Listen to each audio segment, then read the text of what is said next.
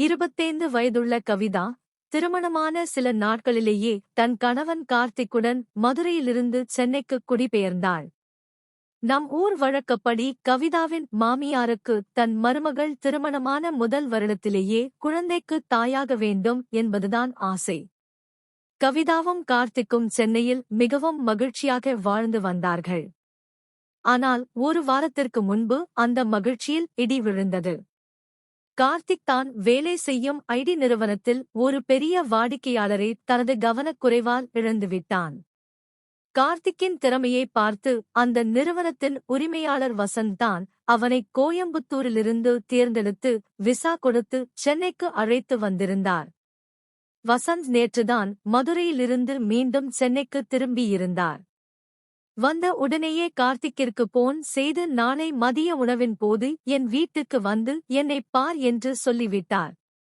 இதைக் கேட்டதிலிருந்து கார்த்திக்கிற்கு தூக்கமே இல்லை. வசந்தை சந்திக்கும் அந்த முதல் சந்திப்பே தன் வேலையின் கடைசி சந்திப்பாக இருக்குமோ என்று அவன் அஞ்சினான். வேலையை விட்டு நீக்கி விடுவார்களோ என்ற கவலையில் அடுத்த நாள் காலை அலுவலகம் கிளம்பும் போது கார்த்திக் மிகவும் சோகமாக இருந்தான். கணவன் சென்ற பிறகு கவிதா ஆழ்ந்த சிந்தனையில் இருந்தாள். ஒரு வெள்ளை நிற உடையில் அமர்ந்திருந்த அவள் கணவரின் நிலையை நினைத்து வருந்தினாள். கார்த்திக் ரொம்ப பயந்து போயிருக்கிறான். ஒரு தப்புக்காக வசந்த் அவனை வேலையை விட்டு நீக்கி விடுவாரோ என்று நினைக்கிறான். ஆனால் எனக்கு அப்படித் தோன்றவில்லை. ஒருவேளை எச்சரிக்கை கொடுத்துவிட்டு விடுவாரோ என்று தனக்குள்ளேயே சமாதானம் சொல்லிக் கொண்டாள் கவிதா. அவர்கள் இருவருக்கும் இன்னும் நிரந்தர பணி உறுதி கிடைக்கவில்லை. இந்த நேரத்தில் வேலை போனால் சென்னையில் இருப்பது மிகவும் கடினம். அப்போது அவள் பார்வை மேஜையில் இருந்த ஒரு காகிதத்தின் மேல் விழுந்தது. அதில் வசந்தின் வீட்டு முகவரியும் போன் நம்பரும் கார்த்திக் கைப்பட எழுதி வைத்திருந்தான். கார்த்திக் ஒரு முறை சொன்னது கவிதாவிற்கு நினைவுக்கு வந்தது. வசந்த் ரொம்ப நல்லவர், மற்றவர்களுக்கு உதவி செய்யும் குணம் கொண்டவர்.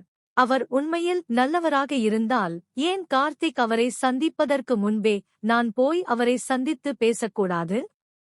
சார், என் கணவரை வேலையை விட்டு நீக்காதீர்கள், ஒருமுறை மன்னித்து விடுங்கள் என்று கேட்டு பார்க்கலாமே என்று அவளுக்கு தோன்றியது.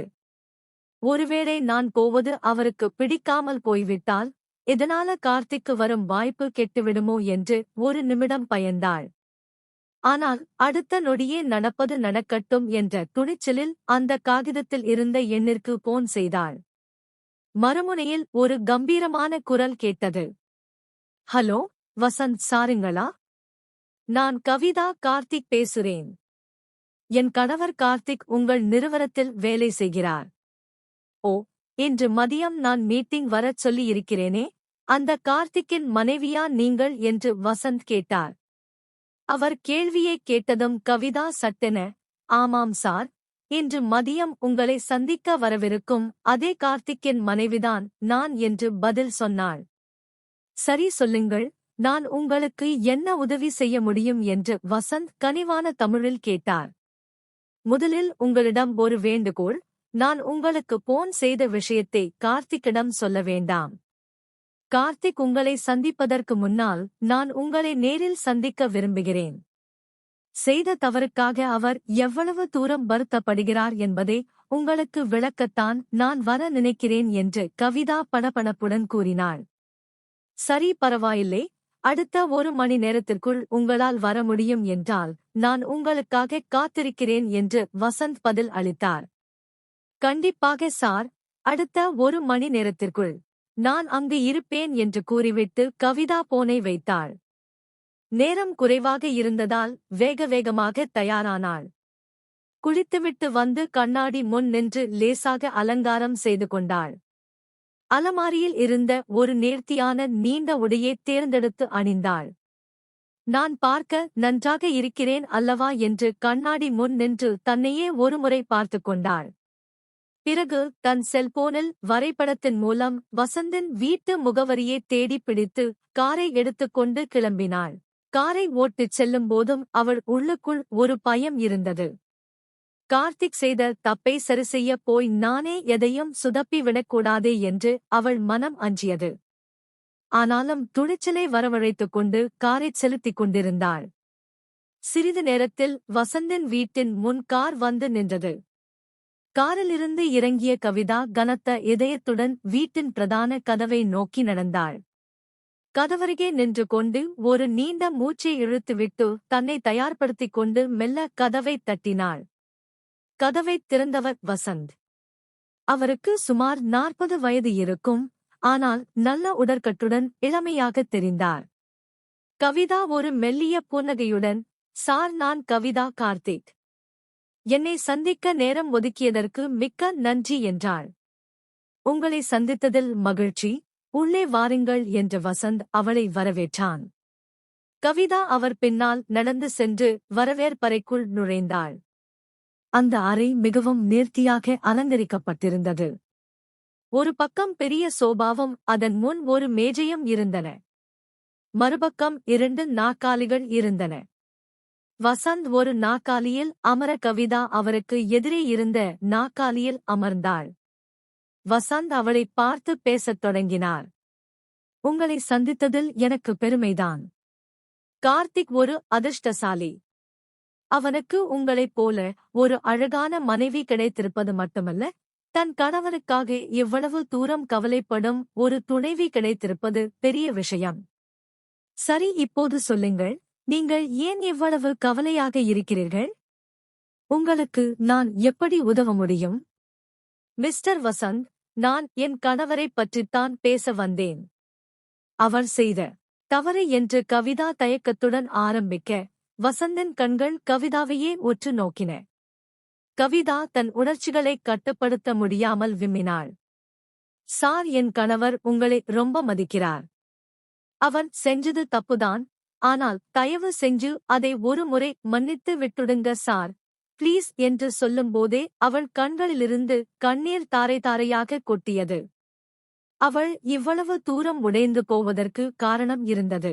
2 வாரங்களுக்கு முன்புதான் கவிதாவும் கார்த்திக்கும் சென்னையில் ஒரு புது வீடு வாங்குவதற்காக தங்கள் சேமிப்பு முழுவதையும் முன்பணமாகச் செலுத்தியிருந்தனர். இப்போது வேலை போனால் பண நெருக்கடி ஏற்படுவதுடன் வாங்கிய வீட்டையும் இழக்க நேரிடும். இந்த பயம் அவளை குழந்தையைப் போல அழ வைத்தது.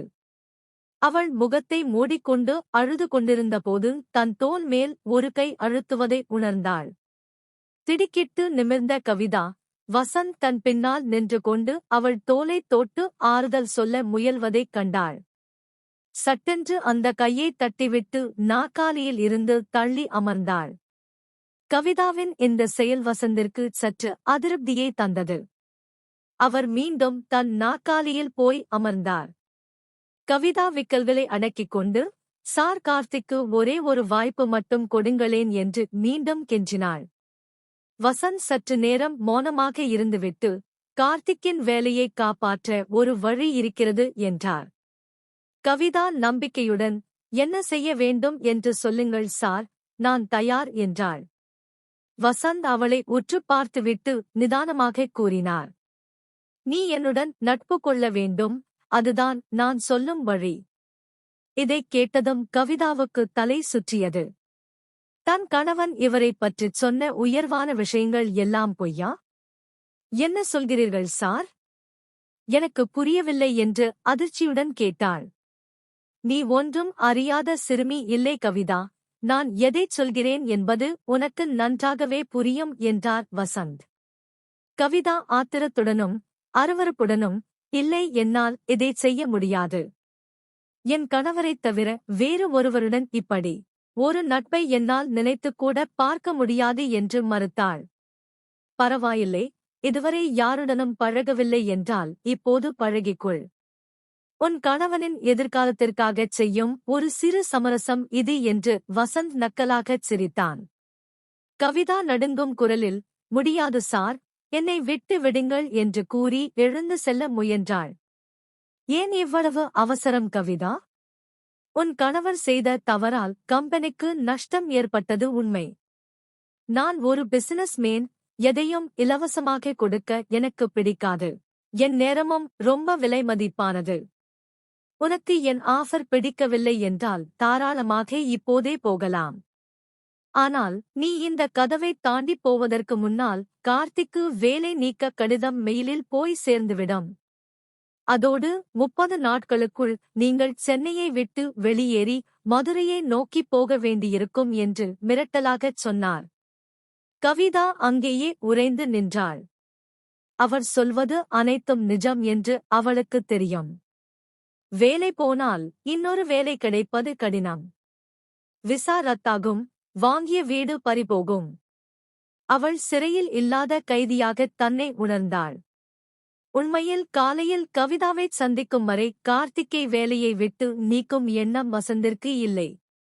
ஒரு எச்சரிக்கை கொடுத்துவிட்டு விடலாம் என்றுதான் நினைத்திருந்தார். ஆனால் கவிதாவின் அழகும் அவளது இயலாமையும் அவர் மனதில் இருந்த மிருகத்தை தூண்டிவிட்டன. கவிதா தன் மனதிற்குள் போராடினாள். சென்னையில் கல்லூரியில் படிக்கும்போதே என் தோழிகள் பல பேர் பொழுதுபோக்கிற்காக இதுபோல நண்பர்களை வைத்திருந்தார்களே, நான் என் கணவனின் வாழ்க்கைக்காகவும் எங்கள் எதிர்காலத்திற்காகவும் இதைச் செய்வதில் என்ன தவறு என்று தன் மனதிற்குத் தானே சமாதானம் சொல்லிக் கொண்டாள். வேறு வழியின்றி பிணைக்கப்பட்ட இதயத்துடன், சரி சார், நான் ஒத்துக்கிறேன் என்று வெறுமையுடன் சொன்னாள். கவிதா சரி என்று சொன்ன அந்த நிமிடம் வசந்தின் முகத்தில் ஒரு விகாரமான வெற்றி புன்னகை அரும்பியது. கவிதா தன் கௌரவத்தையும் தன் கணவன் கார்த்திக் தன்மேல் வைத்திருக்கும் நம்பிக்கையையும் ஒரு தராசின் ஒரு தட்டிலும் அவர்களின் எதிர்காலத்தை மறுதட்டிலும் வைத்துப் பார்த்தாள். அந்தத் தராசு அவளை கீழே தள்ளியது. வசந்த் மெல்ல எழுந்து கவிதாவின் அருகில் வந்தான். சரியான முடிவு கவிதா. புத்திசாலித்தனமான பெண்கள் எப்போதும் உணர்ச்சிகளுக்கு அடிமையாக மாட்டார்கள் என்று கூறிவிட்டு அவளுடைய கைகளைப் பற்ற முயன்றான். கவிதா உடல் நடுங்க பின்வாங்கினாள். இங்கே பாருங்கள் வசந்த் சார், நான் சம்மதித்தது என் கணவனுக்காக மட்டுமே. ஆனால் எனக்கு ஒரு உறுதிமொழி வேண்டும். கார்த்திக்கு இந்த வேளையில் எந்த பாதிப்பும் வரக்கூடாது. அவனுக்கு பதவி உயர்வும் கிடைக்க வேண்டும் என்று ஒரு பேரம் பேசும் குரலில் சொன்னாள் கவிதா. இப்போது அவளுக்குள் இருந்த பயம் மறைந்து ஒருவிதமான மரத்துப்போன உணர்வு மேலோங்கியது. வசந்த் சிரித்தான். நிச்சயமாக, கார்த்திக் இனி என் நிறுவனத்தில் மிக முக்கியமான ஊழியராக இருப்பான். நீ எனக்கு தோழியாக இருக்கும் வரை அவனுக்கு எந்த குறையும் வராது என்றார். அடுத்த 1 மணி நேரம் கவிதாவுக்கு நரகமாகத் தெரிந்தது. வசந்தன் அந்தச் சொகுசு வீட்டில் தன் கணவனின் எதிர்காலத்திற்காக தன் ஆன்மாவை அடகு வைத்தவள் போல அமர்ந்திருந்தாள். மதிய உணவு நேரம் நெருங்கியது.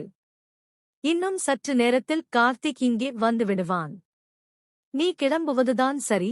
அவன் வரும்போது நீ இங்கே இருந்தால் தேவையில்லாத சந்தேகங்கள் வரும் என்றார் வசந்த்.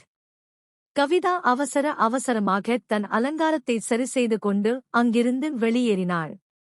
காருக்குள் அமர்ந்ததும் அவளுக்கு அழுகை வரவில்லை, மாறாக தன்மேல் அவளுக்கே ஒரு வெறுப்பு வந்தது. கார்த்திக்கின் முகத்தைப் பார்ப்பது எப்படி என்று அவள் தவித்தாள். சரியாக மதிய உணவு இடைவேளையில் கார்த்திக் பயந்து கொண்டே வசந்தின் வீட்டுக்கு வந்தான். ஆனால் உள்ளே போன அவனுக்கு ஒரு பெரிய அதிர்ச்சி காத்திருந்தது. வசந்த் அவனை இன்முகத்தோடு வரவேற்றார். வா கார்த்திக், உன் தப்பை நினைச்சு நீ ரொம்ப வருத்தப்படுறதா கேள்விப்பட்டேன். பரவாயில்லை. மனுஷங்க தப்பு செய்வது சகஜம்தான். அந்த வாடிக்கையாளர் போனது எனக்கு நஷ்டம்தான். ஆனால் உன்னோட உழைப்பு எனக்கு முக்கியம். அதனால உனக்கு இன்னொரு வாய்ப்பு கொடுக்கலாம்னு முடிவு பண்ணியிருக்கேன் என்றார் வசந்த். கார்த்திக்கு தன் காதுகளையே நம்ப முடியவில்லை. சார், ரொம்ப நன்றி சார். இனிமேல் இப்படி ஒரு தப்பு நடக்காது சார் என்று உணர்ச்சிவசப்பட்டு அவர் கைகளை பிடித்துக் கொண்டான். அது மட்டுமில்ல கார்த்திக், உன்னோட அடுத்த ப்ராஜெக்ட் வெற்றி அடைந்தால் உனக்கு அந்த சீனியர் மேனேஜர் பதவியும் இன்னும் பல சலுகைகளும் நானே முன்னின்று செஞ்சு தரேன் என்று வசந்த் சொல்ல, கார்த்திக் சந்தோஷத்தின் எல்லைக்கே சென்றான். அன்று மாலை கார்த்திக் வீட்டிற்கு திரும்பிய போது கவிதா சோபாவில் அமர்ந்திருந்தாள். கார்த்திக் ஓடி வந்து அவளைக் கட்டிக்கொண்டான். கவிதா, உன்னோட வேண்டுதல் பலிச்சிருச்சு. வசந்த் சார் எவ்வளவு நல்லவர் தெரியுமா? என்னை வேலையை விட்டு நீக்காதது மட்டுமில்லாம பதவி உயர்வு தரதாகவும் சொல்லியிருக்காரு. நம்ம கஷ்டம் எல்லாம் முடிஞ்சது என்று குதூகலித்தான். அவன் முகத்தில் இருந்த அந்த மட்டற்ற மகிழ்ச்சியைக் கண்ட கவிதா மெலிதாக புன்னகைக்க முயன்றாள். ஆனால் அவளது புன்னகைக்குப் பின்னால் ஒரு பெரிய இருள் மறைந்திருந்தது. ஆமாம் கார்த்திக், அவர் ரொம்ப நல்லவர்தான் என்று அவள் சொல்லும்போது அவள் கண்கள் கலங்கியிருந்தன. கார்த்திக் அதை மகிழ்ச்சிக் கண்ணீர் என்று நினைத்து அவளை அணைத்துக் கொண்டான். ஆனால் கவிதாவுக்குத் தெரியும், இனி ஒவ்வொரு முறை கார்த்திக் பதவி உயர்வு பெறும்போதும் அதன் பின்னணியில் தான் கொடுத்த விலை என்னவென்று. வசந்திடமிருந்து கவிதாவின் போனுக்கு ஒரு குறுஞ்செய்தி வந்தது. நாளை மாலை 6 மணிக்கு நாம் சந்திக்கலாமா தோழியே? கவிதா அந்தச் செய்தியை பார்த்துவிட்டு போனை அணைத்தாள். கார்த்திக் சிரித்துக்கொண்டே அடுத்த மாத வீட்டு தவணையைப் பற்றி பேசிக் கொண்டிருந்தான். ஒரு அழகான வீட்டை அடைய அவள் தன் மனசாட்சியின் கதவுகளை நிரந்தரமாக மூடிவிட்டாள். வசந்த் கொடுத்த அந்த அதிர்ச்சிகரமான சலுகையை ஏற்றுக்கொண்ட பிறகு கவிதாவின் வாழ்க்கை ஒரு நிழல் யுத்தமாக மாறியது. அடுத்த சில வாரங்கள் கவிதாவுக்கு நரகமாக அமைந்தன. கார்த்திக் அலுவலகத்தில் வேலையில் மூழ்கியிருக்கும்போது கவிதா வசந்தின் நட்பு வளையத்திற்குள் சிறைப்பட்டாள். வசந்த் அவளை பல இடங்களுக்கு அழைத்துச் சென்றார். வெளியில் பார்ப்பவர்களுக்கு அவர்கள் நண்பர்களைப் போல தெரிந்தாலும் கவிதாவுக்குள் ஒவ்வொரு நொடியும் ஒரு தற்கொலை நடந்து கொண்டிருந்தது. நாட்கள் செல்லச் செல்ல வசந்தின் அத்துமீறல்கள் அதிகரித்தன. கார்த்திக் பதவி உயர்வை பெற்று அவர்கள் வாங்கிய புதிய வீட்டுக்கு குடி புகுந்தனர். ஆனால் கவிதாவுக்கு அந்த வீடு ஒரு சுடுகாடாகத் தெரிந்தது. நாட்கள் நகர்ந்தன. கார்த்திக் அலுவலகத்தில் மிகக் கடுமையாக உழைத்து தன் மீதான நம்பிக்கையை தக்க வைத்துக் கொண்டான். ஆனால் கவிதாவின் வாழ்க்கை நரகமானது. வசந்த் அடிக்கடி அவளுக்கு குறுஞ்செய்தி அனுப்பினார். நாளை மதியம் ஒரு காபி சாப்பிடலாமா? அல்லது இந்த வீக்கெண்ட் ஒரு லாங் டிரைவ் போலாமா? என்று வரும் அந்தச் செய்திகள் கவிதாவை தூங்க விடாமல் செய்தன. கவிதா மறுக்கும்போதெல்லாம் வசந்த் மறைமுகமாக மிரட்டினார். கார்த்திக்கு இப்போதுதான் புதிய பதவி உறுதி செய்யப்பட்டிருக்கிறது, நான் நினைத்தால் அதை இப்போதே நிறுத்த முடியும் என்பார். இதனால் கார்த்திக்குத் தெரியாமல் பலமுறை வசந்தை சந்திக்க வேண்டிய சூழல் கவிதாவுக்கு ஏற்பட்டது.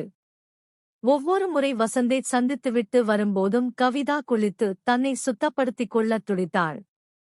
கார்த்திக் அவளை பாசத்தோடு அணைக்கும்போது ஒரு குற்ற உணர்வு அவளை உருக்கியது. வசந்த் தன்னை ஒரு விளையாட்டுப் பொருளாக பயன்படுத்துவதை கவிதா ஒரு கட்டத்தில் உணரத் தொடங்கினாள். பயந்து பயந்து வாழ்வதை விட எதிர்த்து போராட முடிவெடுத்தாள். வசந்திற்குத் தெரியாமல் அவர் பேசும் மிரட்டல்களை தன் ரகசிய போனில் பதிவு செய்ய ஆரம்பித்தாள். ஒருநாள் வசந்த் அவளிடம், கவிதா, இந்த வார இறுதியில் நாம் கொடைக்கானல் செல்லலாம், கார்த்திக்கிடம் ஏதோ ஒரு பொய் சொல்லிவிட்டு வா என்றார்.